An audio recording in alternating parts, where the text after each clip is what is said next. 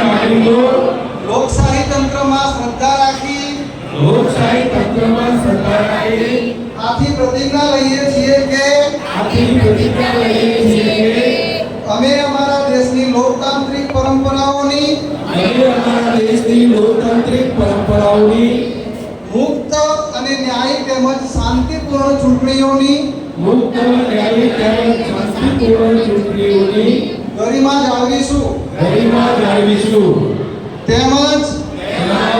આ ચૂંટણીમાં નિર્ભયતાપૂર્વક ધર્મ વંશ જ્ઞાતિ